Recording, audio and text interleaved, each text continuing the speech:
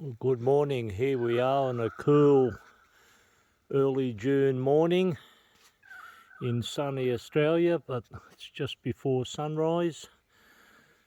This is our autumn, or fall as you northerners call it.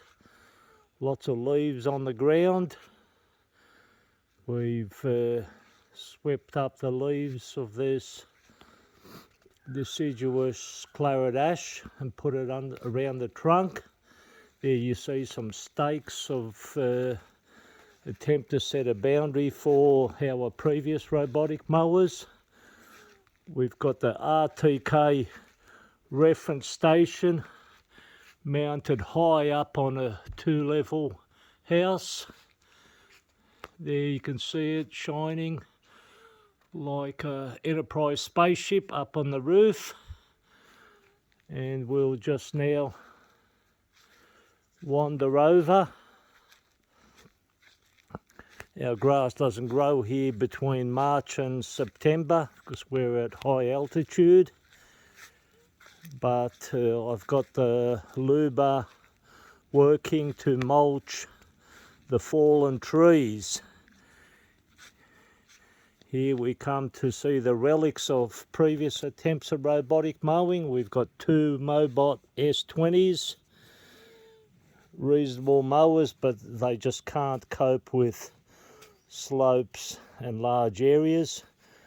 We've got the old E1600, which doesn't cope with slopes at all. And here we've got the charging dock for the Luba all-wheel drive. So we'll just head over to have a look what Luba's been doing all night.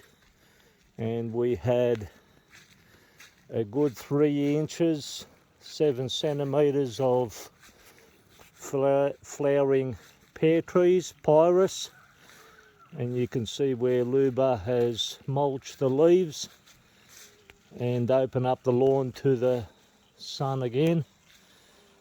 It's been working here all night. We'll just go and have a look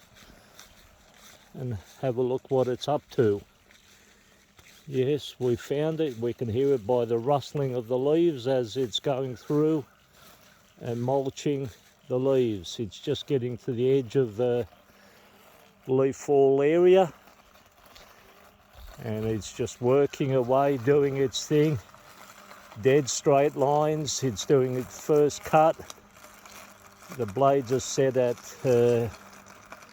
4 centimetres on purpose to try to get them to mulch the leaves pretty low down.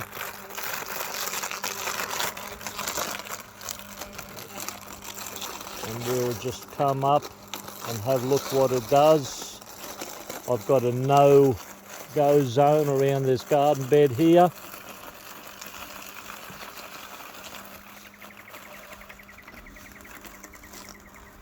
It'll carry out its 5-point U-turn.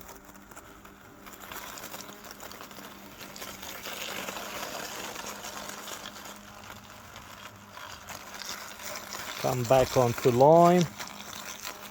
This is under a tree, so it's got limited GNSS satellite constellation availability, but it's coping more than adequately. This total area that I've got mapped out is some 4,500 square metres, so for you people stuck in the dark ages, that's just over an acre.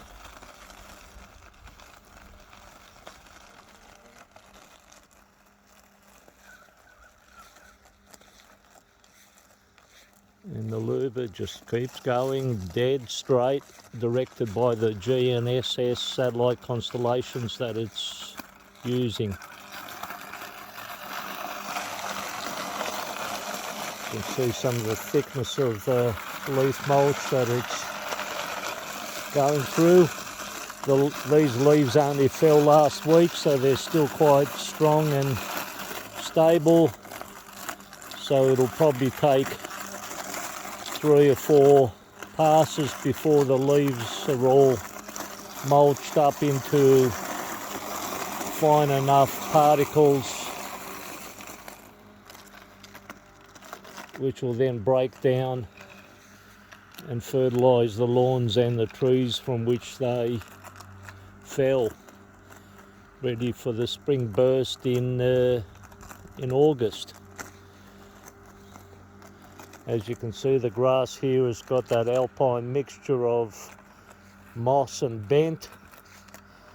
That's how it'll sit for the next 4 or 5 months. The kangaroos and wallabies nibble at it, but it doesn't grow. So that's it. The Luba's carrying out its functions well. Over and out.